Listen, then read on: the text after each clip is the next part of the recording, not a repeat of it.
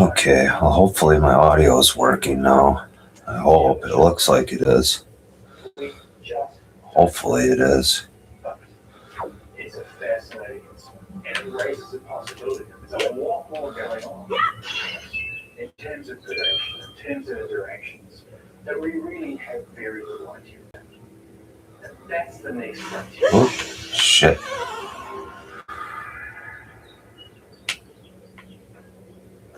The clue to how big sharks might attack one another comes from Venice, Louisiana.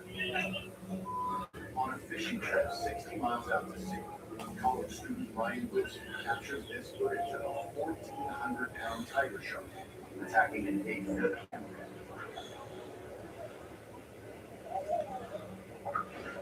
Look, this is clearly a shark at one point. It's a hook hammerhead. But what's interesting about this is the way that the tiger shark's attacked it. It's taken it on from the belly. It's avoided the other end, the mouth end, with all the sharp teeth that may present some danger to it. And it's essentially incapacitated. It's bit in the gut out and it's waited for the shark to get out. At that point, it's come back in and started to essentially consume the corpse. I think it probably provides some pointers as to how these animals are actually attacking their prey when they're free swimming. Coming in from below, where the animal is vulnerable, still raising the surface, that's where the animal is actually likely to strike. Not only that, you've got all the vital organs in the gut. One bite of those, and the prey is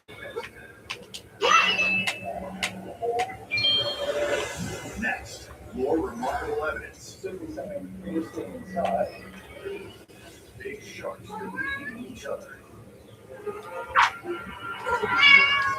Next, the cannibal sharks in the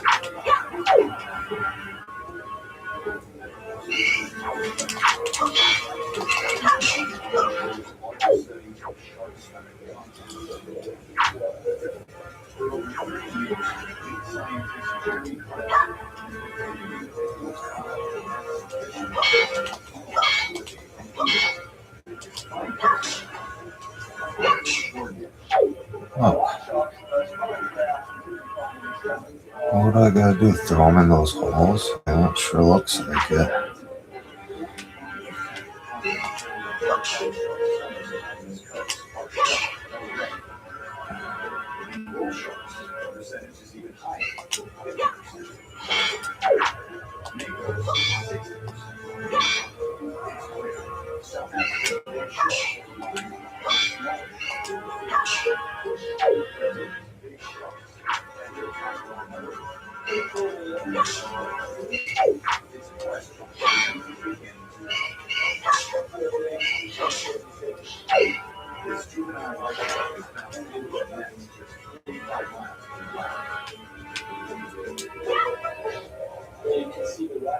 Oh. Get in there. Oh, you shithead. Bump me in the fire.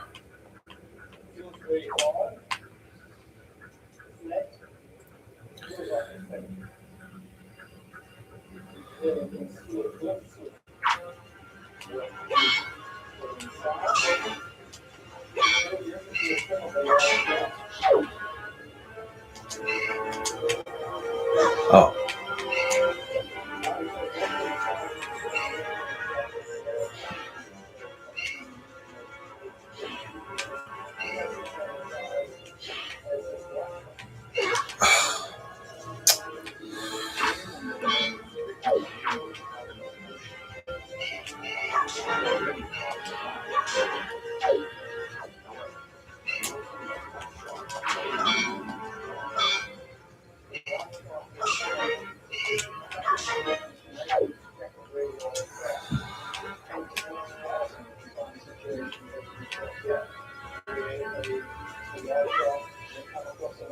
Oh, get in there. Oh, you bitch.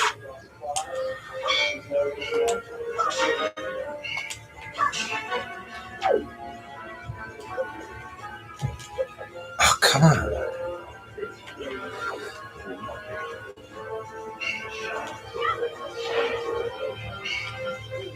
Ugh, landed next to the switch.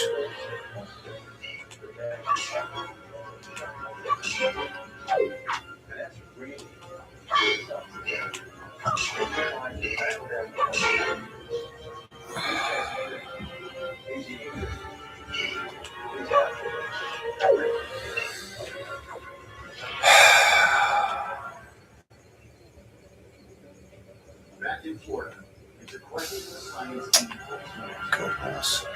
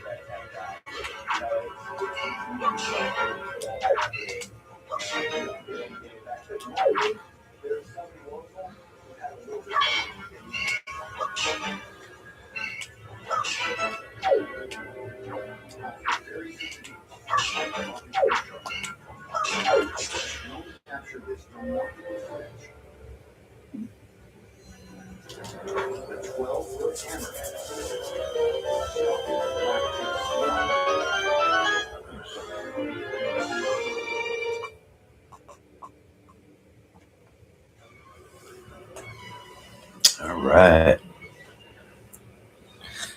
Got another heart container.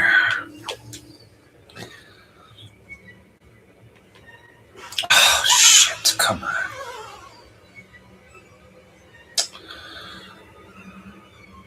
this time, the black tip gets lucky. It's a rare insight into how sharks hunt each other in the wild. Look at that turn of that video. You can really tell this shark is hunting. There's no other reason to spend that much energy for any game in that way. And after you slow this footage down, you can just see how well built they are. These sharks and rays with that head, they can turn on a dime, and they just have that incredible acceleration. And so they're just able to almost get two different levels in a very brief window. It's another clue. Florida may indeed be a hotspot for shark-on-shark attacks.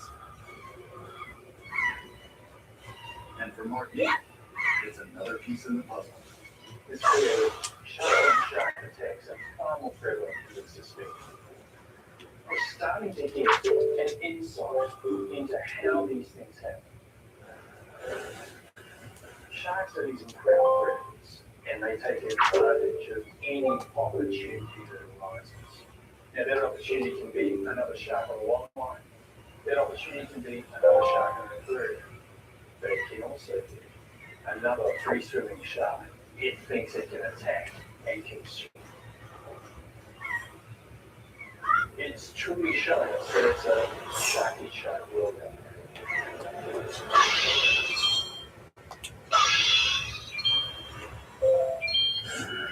Off the coast of California, close encounters with great white sharks seem to be on the rise.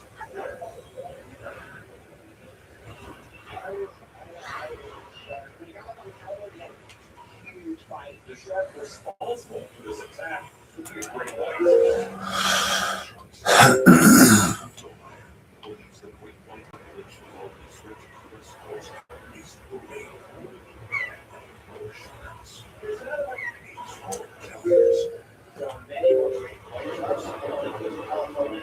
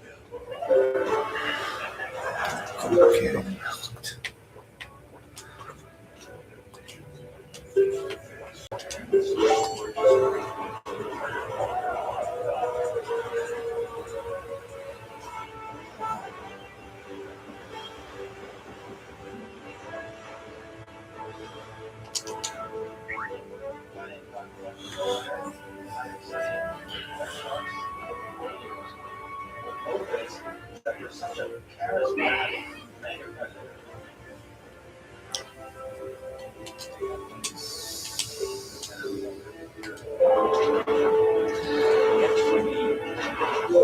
They have a tail more like a tuna.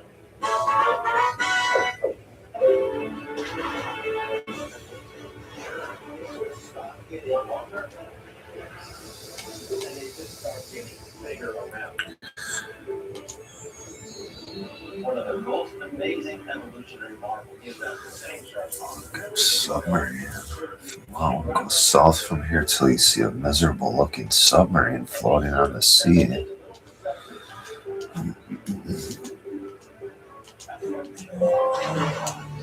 What? word is just a word to help people understand that these groups of white sharks aren't just what's different about them? I guess I skipped over that. Their migration patterns are quite different. The adults tend to aggregate in specific spots. The adult aggregation sites are considering the definition of that site. Booming populations of American shark tribes could explain the explosion in white shark encounters off the coast of California. There are two really well-studied white shark tribes in the northeast Pacific. One of them is what I call the Red Triangle tribe, off the coast of San Francisco. The other tribe is Guadalupe Island, which is located about 160 miles offshore of Baja California. I believe that the Guadalupe Island tribe is the most well-studied aggregation in the northeast of the Pacific. In the last 20 plus years, we have identified 454 individual white sharks from that site. Of course, some of them are white sharks. Meanwhile, we have a population estimate that was published in 2011 that said that the entire northeastern Pacific population of white shark was about 450. I did not believe that number could be true. From what I've been seeing on Coast California time, I can see more and more. Since the 2011 population study, Dr. Michael Dwyer and his shark tagging partner Keith discovered a new tribe. Everything people thought they knew about great whites off California. We discovered this aggregation of adult white sharks here at Point Conception, California. These sharks were completely ignored in this 2011 population estimate. We've never done any type of population estimate here before, which means we have a lot of work to do. Point Conception is a rugged stretch of California coastline, just west of Santa Barbara, nestled between the well-known Red Triangle and Guadalupe Island tribes. It could be home to one of the largest aggregations of white sharks on the planet. Minimal amount of tagging that I've done here at Point Conception.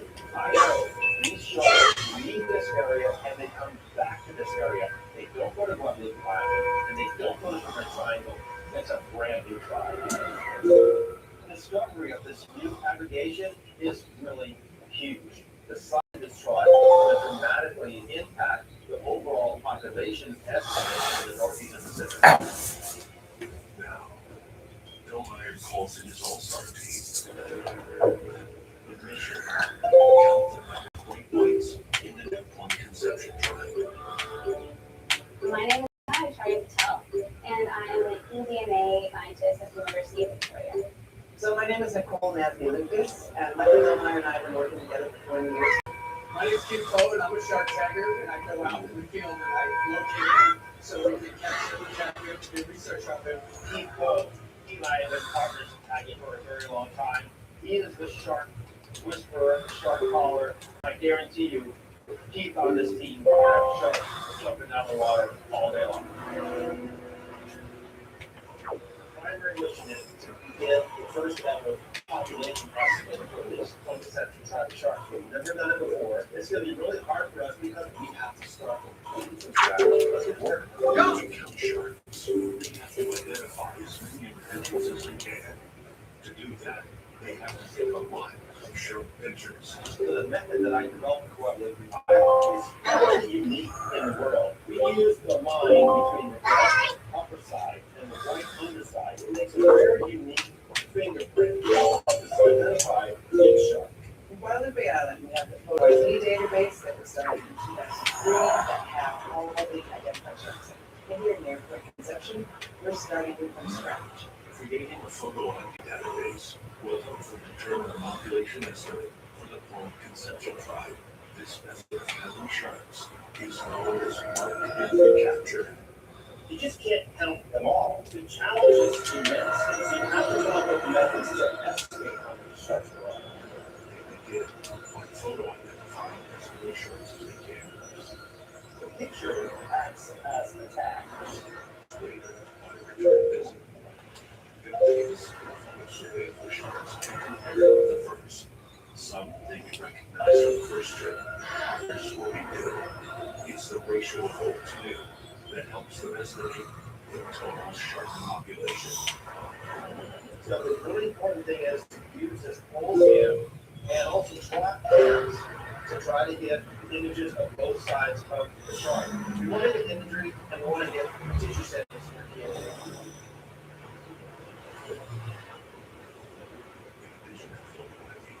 The team will collect DNA samples from the Point Conception Great Whites. The biopsy spear that I had machines compresses the skin into that chamber here. And when I put it in, I just twist it back and forth to make sure it dislodges. And once we get it back, the sample's in there, then we push it out and it's alive. Researchers how close and related the sharks are, providing more data on how many might be out there. As the technology gets better and better, the questions we're able to ask through DNA have really increased in scope. To cover as much ground as possible, the team will divide and conquer. A lot of data and their goal working with the research vessel. Until the key on small boat, the shark tagger.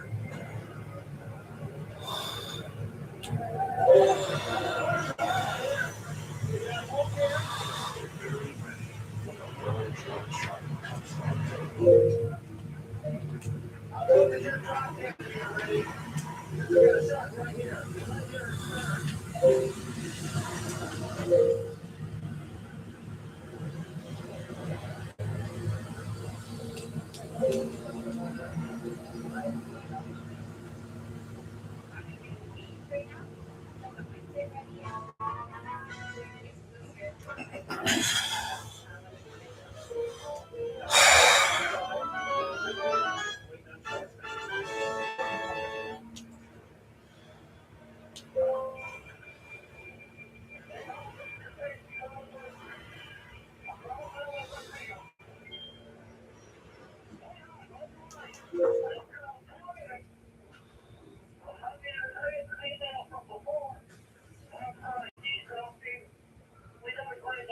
here. Okay, we got a white shark here. Right there. There she is right there. Coming around right to my bait right now. There she goes around the bow. She's gonna come up your side, Michael. Right off the bow. Right off the bow.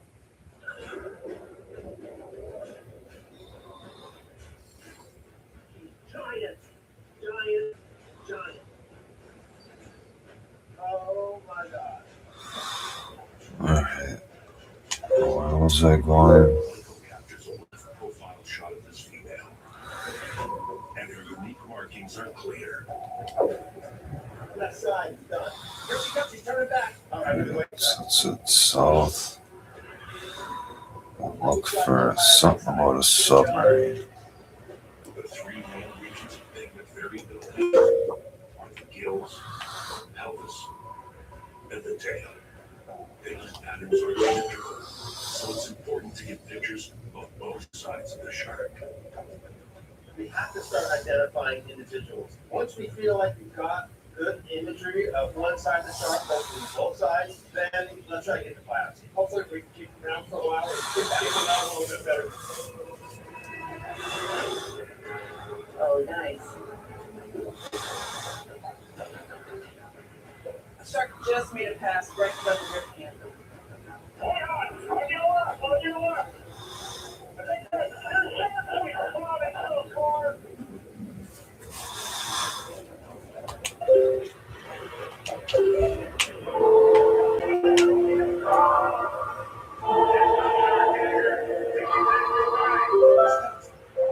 Come up to the side, Michael.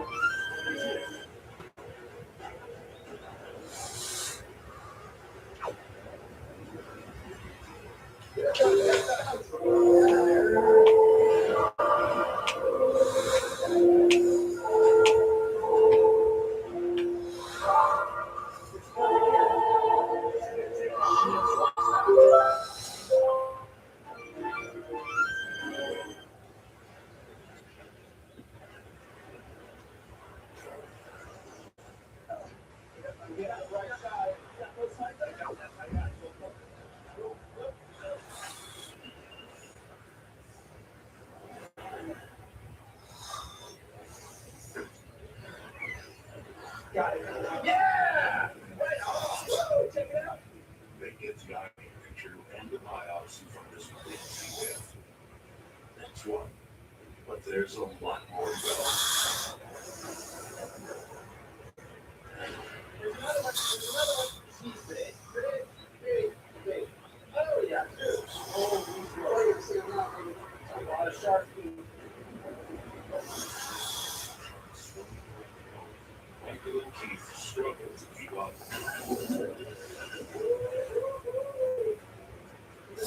Right there. We got sharks everywhere. Oh, my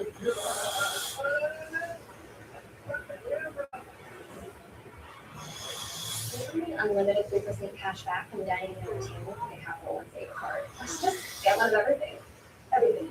Everything. These people want to say that table 47 and they're having unlimited 3% cashback. Back on ticket. Back on the road. That's true. You want to get that on your shirt. What's the deal? No scripts. No warnings. Just real people in unreal situations. From Joe Jigs to total meltdowns. The lives never let up. The 24/7 Just for Laughs guest channel. Watch free.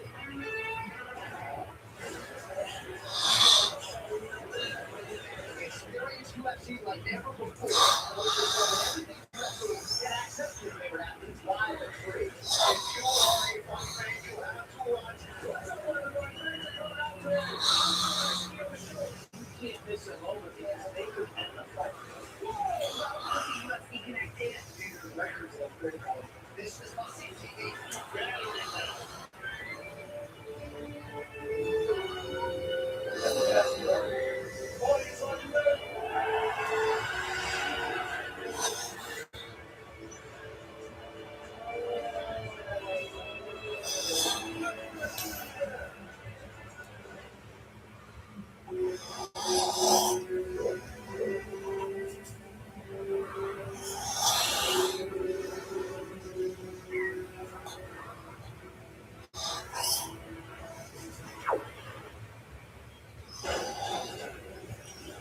Come up to your side, Michael.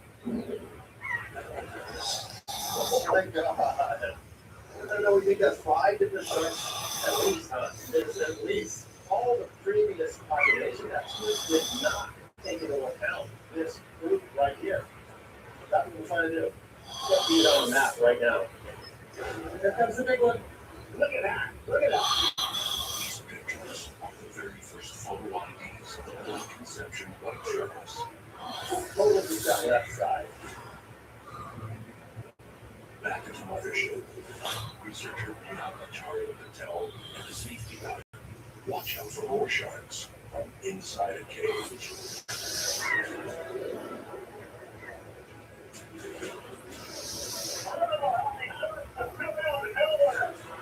Each shark has its own signature markings, but all great ones have the same basic color pattern for good reason. You're looking down at a great white shark, you're looking down at a dark shark, you can't really see it. Just like if you're looking up at a great white shark, you're seeing brighter sunlight, and that white belly, again, very hard to see. That's called powdered shade. So the color pattern of a white shark is all about visibility. There's comes. Here we go. Holy moly, it's huge, brother.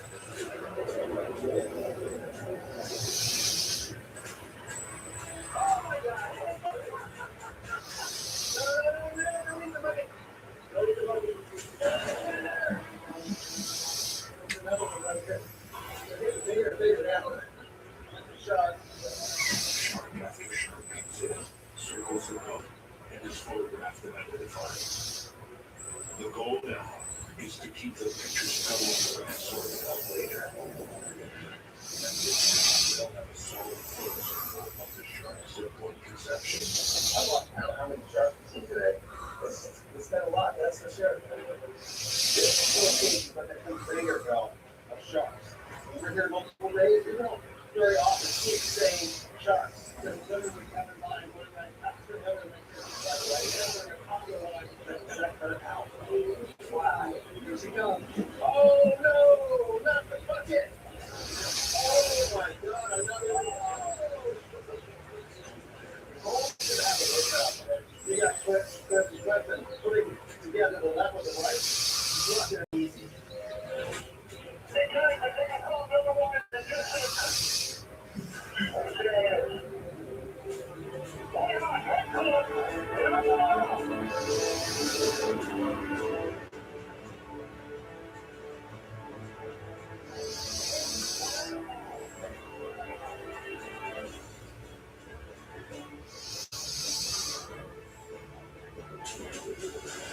There she is. Number shot right now.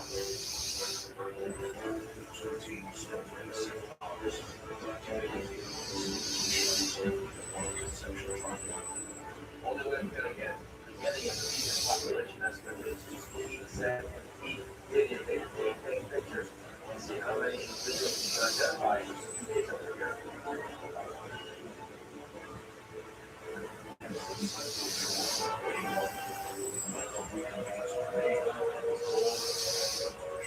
Did you manage to get any samples? Only I got to say, I've never seen so many blue sharks. I'm sure one time anywhere. We got 3 since we were like at the same time.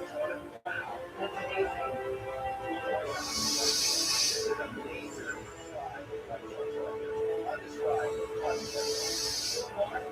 sampling of the sound is really robust compared to the one.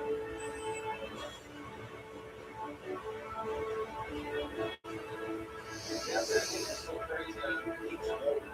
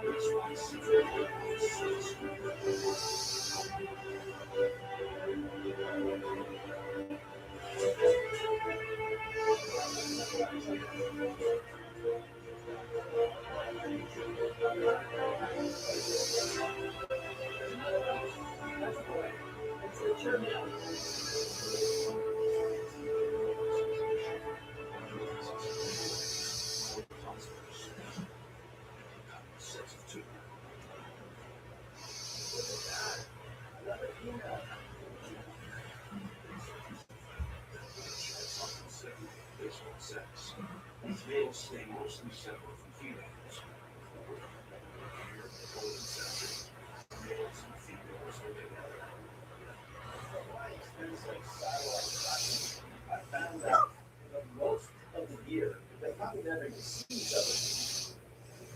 these adult aggregation sites is one of the only places and times where males and females are there together. And I really believe that's the mating at these cultural aggregation sites. If tribal aggregation sites are mating grounds, then they're critically important to the future of the white shark population. Different shark. I have never seen a shark that looked like that before. Yeah, that's pigment. That's a pigment deal. That's weird looking. This female white shark exhibits a very unusual pattern. It could be genetic or even a skin disease. Regardless, she's easy to identify. Look at her eyes, even messed up. She's an example of the diversity in the Point Conception tribe.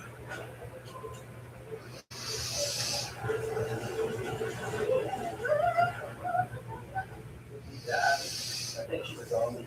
They did kind of look like lesions on her body. Yeah, I get ready to biopsy, I have a good shot of her. That won't allow us to meet her. Alright, she's coming back around for your side, Pete. These spikes are the shark in southeast appearance. So the team wants to collect the tissue sample from her.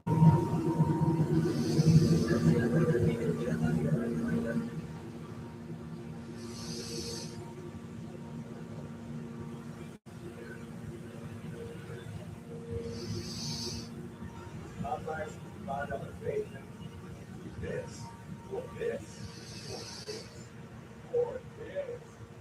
No, it's not really involved. Now, there's an idea.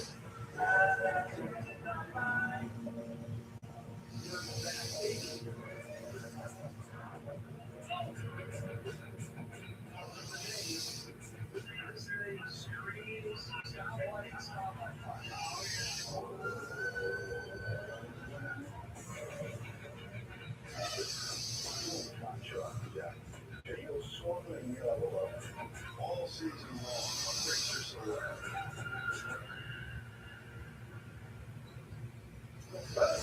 This is how it's headsets out. What you eating? Leave the pig to eat it.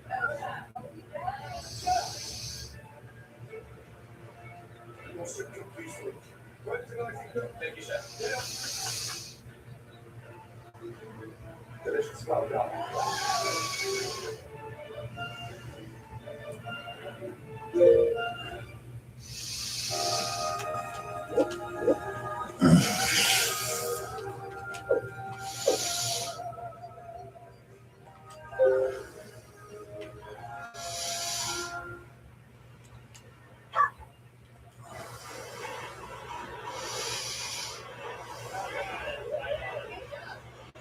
White shark is right at the top of this food chain. And essentially, if you take out any piece of the food chain, that whole system collapses. And so the more data we have, the really increase.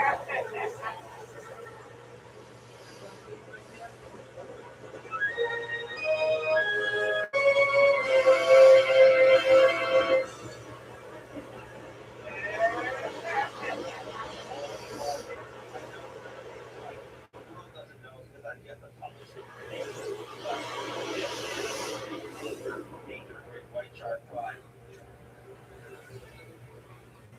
Their time and conceptions was why everyone else photographed sharks. They call it a wild discovery. Okay, so turns out that one of the investors that we're talking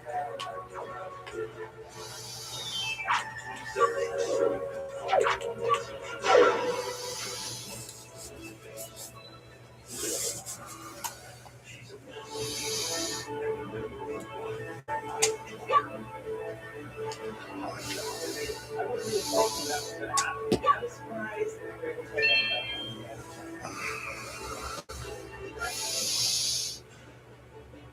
We've seen very, very few adult white sharks from one tribe into another. I mean, the percentage has got to be less than 10%.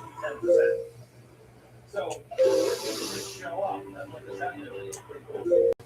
Now that we have a percent sharks, with a good perception tribe, I call my collaborator, Dr. Austin, down in Mexico, to let him know what we found.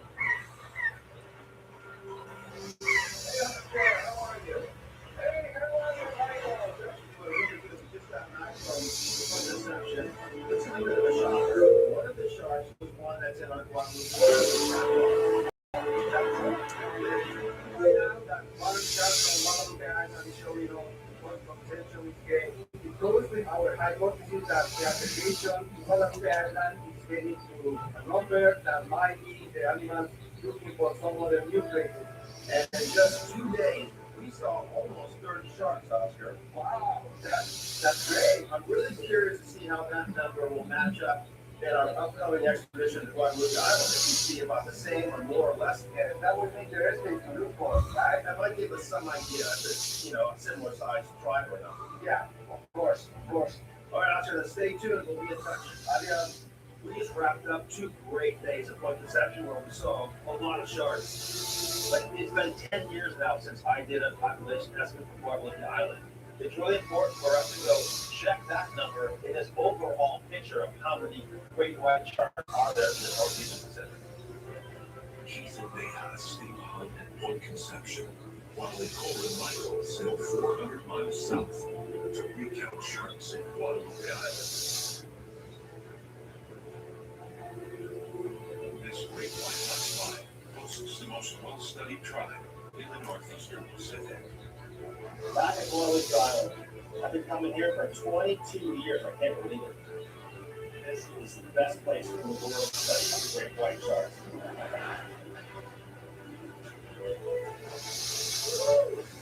Wow, incredible. The conditions for working at Windwaker Island are way superior to what it's at because the water is clear. You can see so much further. You can capture so many more images of sharks. We have a couple more of those, one in each corner. To keep an eye out for sharks coming up from the deep, Michael and Nicole ready to drop camera. One giant difference between the Point Conception tribe site and the Guadalupe Island tribe site is the water depth. At Point Conception, it's really shallow. At Guadalupe Island, we're anchoring up to probably 300 to 400 feet of water, and we're right on the edge of a cliff that lives in thousands of feet of water. When camels will drop deep, try to get a perspective on what sharks are down deep that might not be coming up to the cage. While the drone camera provides another set of eyes in the deep, Michael prepares for a cage dive to photo ID sharks near the surface. Michael, do you copy? Yeah, I hear you. All right, so Michael's in the water. He has a camera that's giving me a live feed so I can see exactly what we see. Michael also has twin lasers on his camera, calibrated to measure the sharks he's filming. Michael, you seeing anything down there? Wow.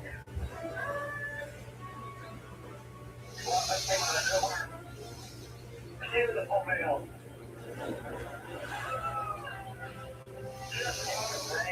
Here we're sure that was. Coming around the end. There we go.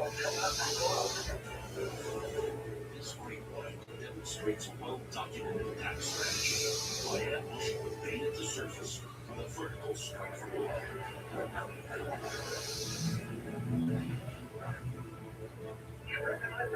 Yeah, that's definitely Duncan. Nicole locks in Duncan, the first known shark of the day.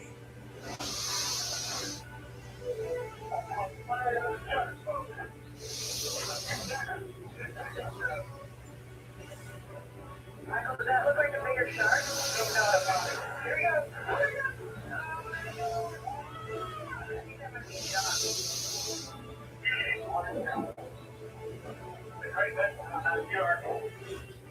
Michael records a new measurement of John. He's grown nearly 2 feet since they last measured him in 2005. So far, we've seen 2 different males. Duncan, which is a bit smaller, and Jock, which is a much bigger shark. But just like Point Conception, females are present too. Check that one out. Female. Hello. Beautiful, beautiful shot. I'm not sure what shirt that is. Definitely a short.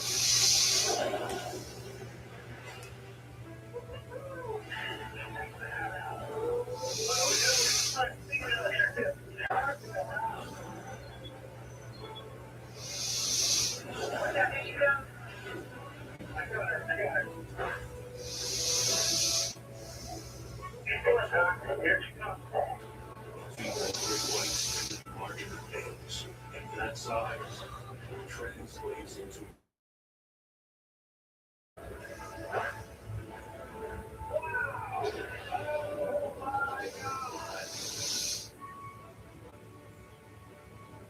Like a relentless weed. Moderate to severe Crohn's disease or ulcerative colitis symptoms can keep coming back. Break away to what's possible with Tripwire. The only IL-23 blocker for Crohn's in UC to offer self-administration from the start. Symptom relief as early as 4 weeks. Remission at 12 weeks. 1 year. And even 2 years. Some had visible healing of their intestinal lining. Serious allergic reactions and increased risk of infections and liver problems may occur. Before treatment, your doctor should check you for infections and TB. Tell your doctor if you have an infection, flu-like symptoms, or if you need a vaccine. Healing is possible with Tremfya. Backed by over 15 years of clinical research. Ask your doctor about Tripwire today. total power against the network as powerful as you. Switch to total wireless with the power of America's best 5G network. Get a free Samsung S25 FE with Galaxy 8 out. Never slow you down. Total power. I'm Anthony Bourdain. I write, I travel, I eat, and I'm hungry for more. We're not even eating yet.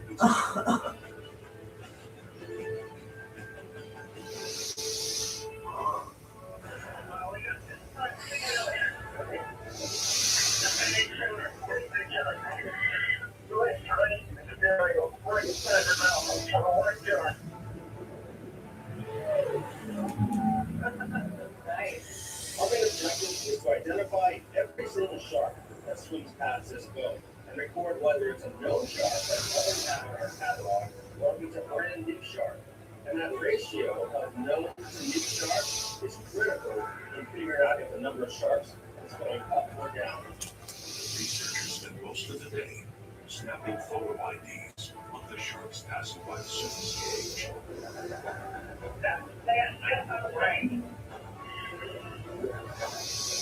They also notice several individuals swimming below the cage in deeper water.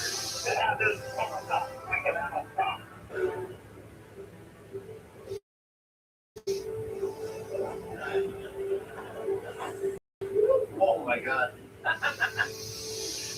That was amazing. You might want to pull a drop cam up because they were staying low and that way. I have a lot of high over the drop cam. As long as the island was so deep, there's a chance that some of the sharks could be hanging out way down below the boat and you never see them. So on this expedition, we want to confirm using a deep drop camera if the sharks that are down deep are the same sharks that we're seeing. Now, Nicole, let's get the cards out of these things, point them in your laptop. What you got? We got some really good footage. Here's an example of the cam. I mean, there were a few shots that had 2 or 3 sharks in them. Oh my gosh. It's like a photo booth. You just come on by and get the photo taken.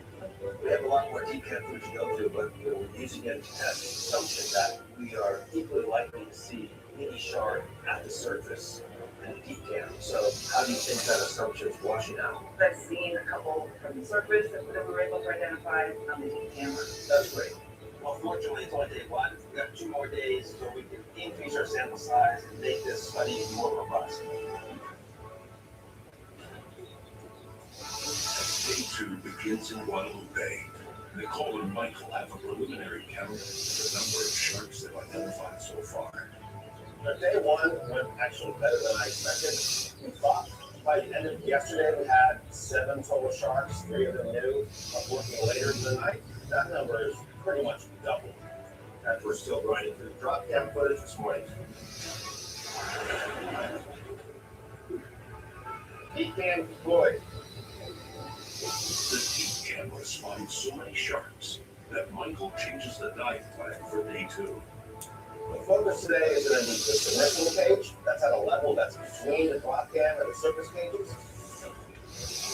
Diving in depth presents unique challenges and dangers. If there's no easy avenue of escape.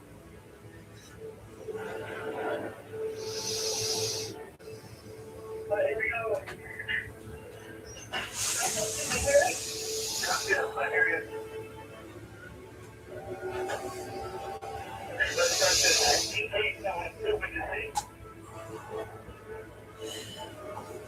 The team lowers the cage to about 50 feet. This is an ideal hunting zone for great whites to launch ambush attacks on prey to surface. Beautiful.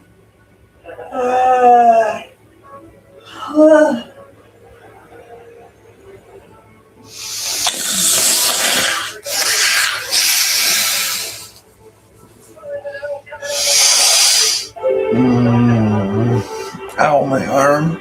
Owie.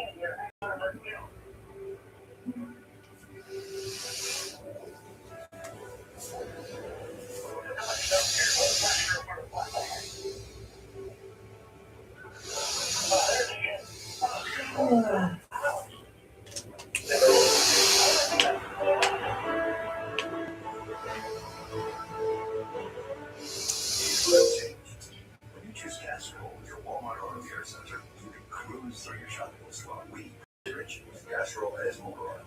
Ask for Castrol, your nearest Walmart Auto Care Center. Better oil, better service. If you want free offers on the latest phones, like T-Mobile gives you a lot more. Super battery saver, 3,000.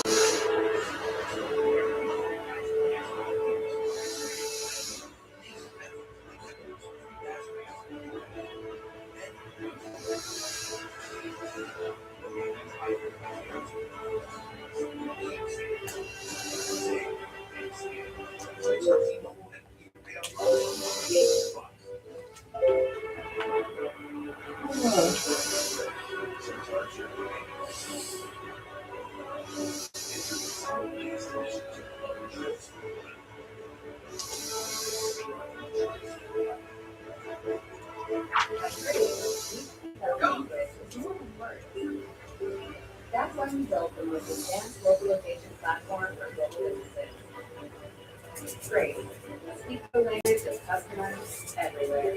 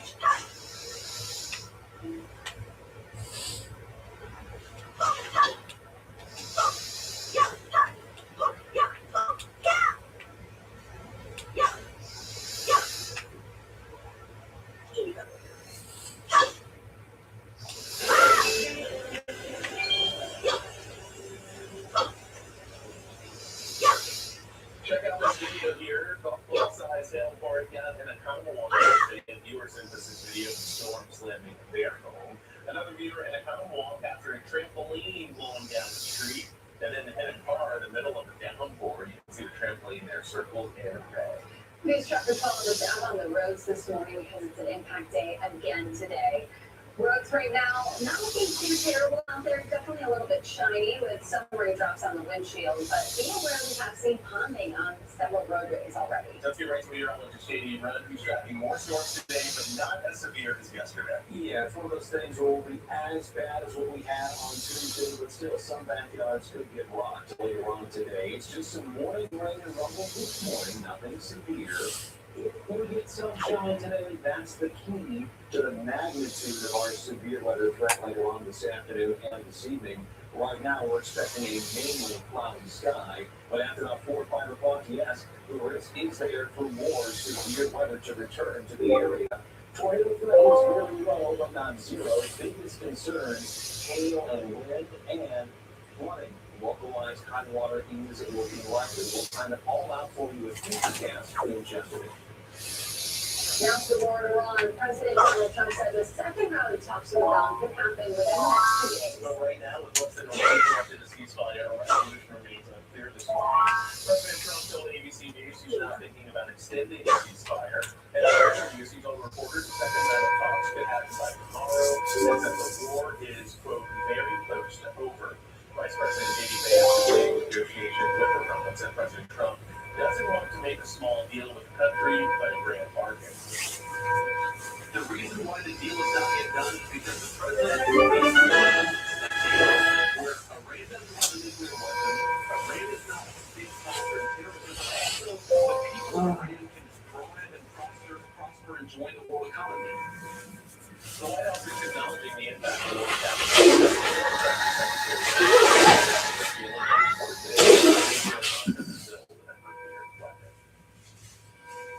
units that the roof is collapsed in, windows blowing out back garage doors are just off.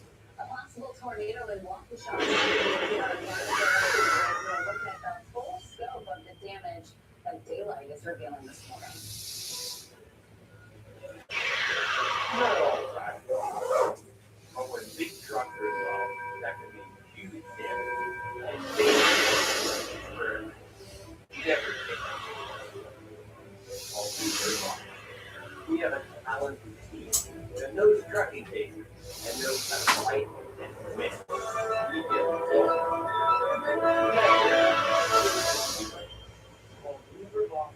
get one call, that's all. My grandparents worked so hard for their life to keep things nice. You want to make sure that you're and the other one is that you they were literally taking it on a cerebral level, it seems like. They were very, very firm on every step.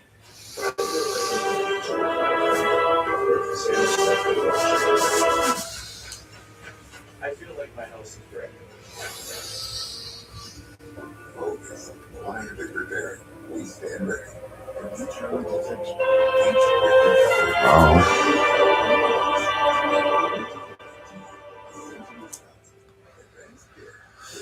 Jeez, Link sure does get flung around a lot.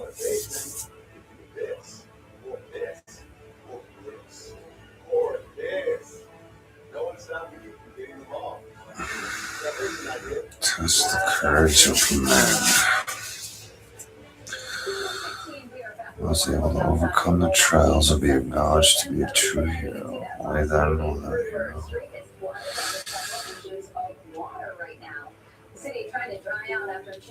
Just believe your own courage which has led you to triumph over the many hardships you have faced, and you must triumph once again. Rise above the trial of the gods. Okie dokie.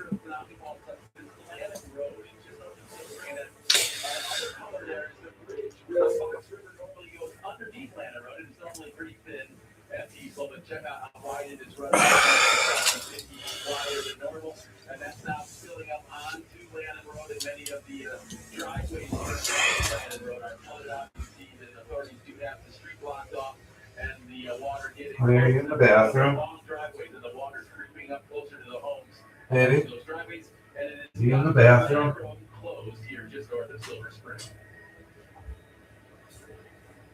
Let's talk weather right now on that impact day. Obviously, a lot of wet, saturated grass. The ground can't hold much more water, and the rivers are already swollen, lakes are swollen, in some cases streams are swollen, the ground is all full, and with more rain coming, this is going to be problematic in some cases. Here are some of the storm waters from yesterday. You can see the high water and flooding. Also, a couple icons on there where we had some possible tornadoes. National Weather Service will be out this morning doing some surveys, seeing if they can find any true foreign damage and giving warnings on those potential tornadoes. And we should have those results later on this afternoon into this evening. Hurry up, baby. I gotta pee. Gone out there and done their surveys at different areas across the southeastern Wisconsin. What? We have active flood alerts in place here this morning. Some areas it's just river flood warnings, other areas it's overall county, if you will, for flooding. Really almost any backyard, any locale could wind up seeing those swollen streams, creeks, rivers, lakes, whatever the case might be, even just general roadways, because the ground is just so soaked with moisture, and we're getting more of it here this morning. Here's the current radar picture. I brought this out of it so you can kind of see what's coming up out of northeastern Illinois. This is not severe activity, but those yellows and oranges indicate some more moderate to steady rainfall, which is going to aggravate those locales that have already seen a lot of moisture. This should roll its way through over the next hour and a half to 2 hours. And I'm thinking once we head toward about 8:30, 9 o'clock this morning, things should start to taper off by and large. There might be some embedded rumbles in here, but again, no threat for severe Smoke's pretty soon too. different story, but different as well in terms of severity level. I don't think it'll be as mean as what yesterday was. We had some big time storms yesterday. Not to be outdone, I do believe we'll have some storms later on this evening and into tonight that produce some damaging wind gusts, some hail, and some localized flooding. The timing on this is roughly 4 p.m. to about 10 p.m. tonight. So here's the detailed timeline. Now through 9, later when we should be issued for a clear path to the afternoon. Then we have to be on guard for more development in the early to middle part of the afternoon. And that best window for storms, roughly 4 p.m.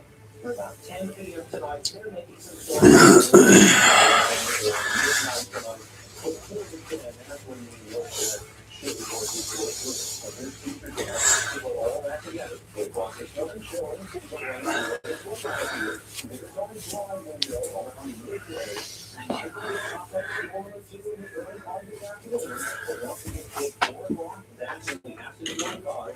First off, in our western local locales, that should start firing up. And then we'll rapidly moving eastward as we head toward 5, 6, 7 o'clock this evening. Could be a small break in the action before another round of strong to severe storms rolls in, say around 10, 11 o'clock tonight, and that activity rolls its way out of here as we head toward about midnight. So yes, a busy evening this tomorrow once again for all of us. So wind and hail, biggest concerns. Watch out for flooding as well. There could be some localized high water in some backyards. After tonight, we're trending dry for tomorrow. Dry through much of the day on Friday, and then a chance for some showers and storms that night as a stronger cold front works its way in. Lingering showers on Saturday, a high of just 53. Dry Sunday, Monday, and Tuesday, with temperatures going from 40s to 50s back to near 70 by Tuesday. Yeah, nice to see the dry out though days from now. We need it, to say the least. Jamie, thank you. In recent years, there's been a big push to get rid of artificial coloring out of food. Next, Consumer Reports breaks down what the FDA means by artificial.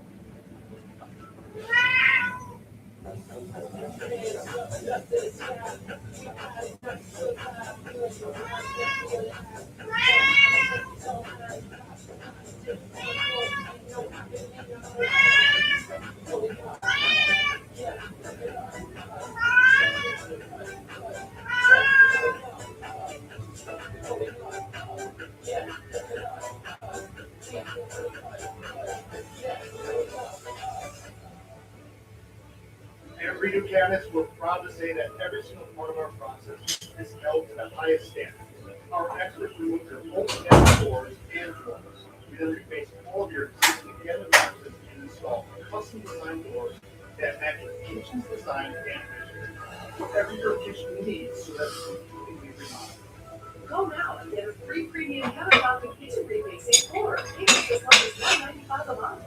Don't replace, reface, redo cabinets. I'm not letting relapsing MS disrupt my life. My treatment choice? Boom.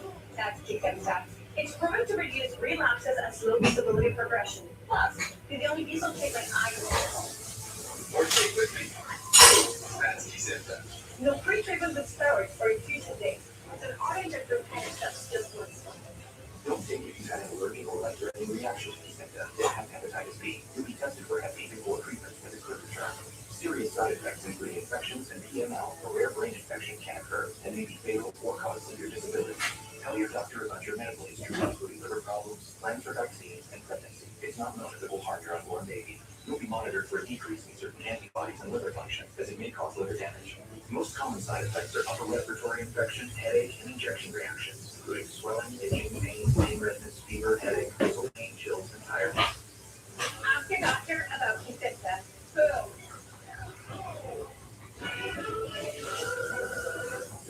Thank you both for coming. When we did thoroughly about those genes, I know how important they're being for your family. Right, that's what I'm trying to show. Let's say people have it. Right. Look up there and keep writing the books.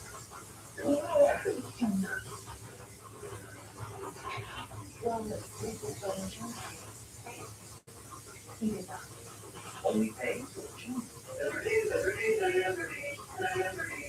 Bring in the year, Snyder savings and all Snyder savings. $20 off one of your gear tires, $300 off your gear door check tires, $160 off Bridgestone tires, or $170 off Firestone tires. What I made, but I started using the very stuff. I had to use my course, so me. And now I'm here. Giving back to the community that gave me everything. How universal is the mind of what you need to know Florida?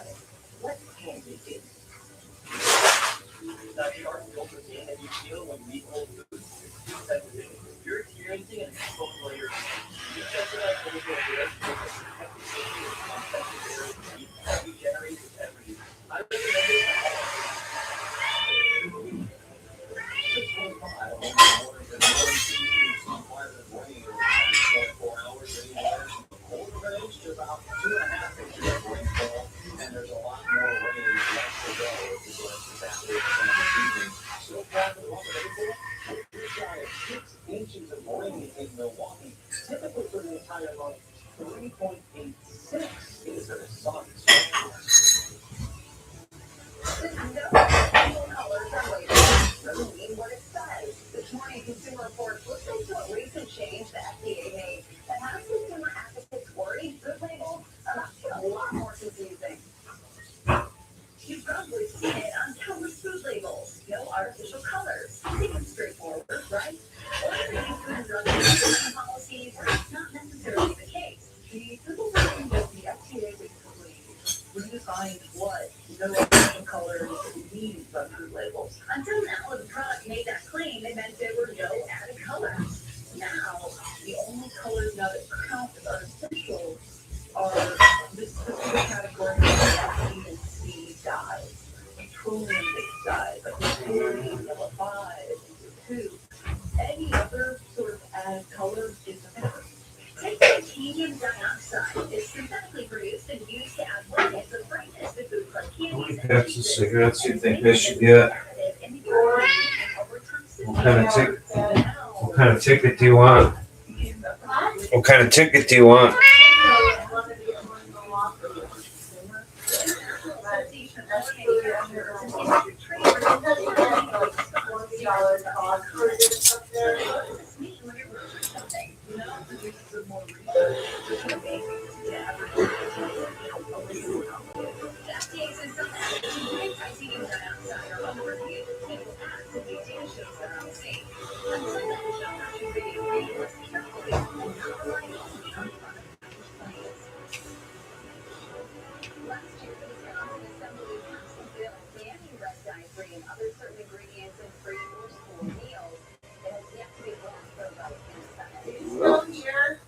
Yeah. I only want you to get it if it's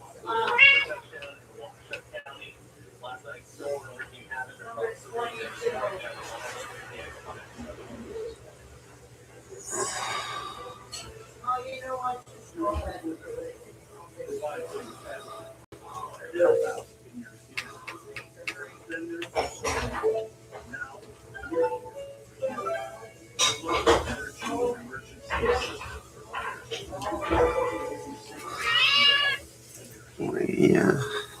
Well,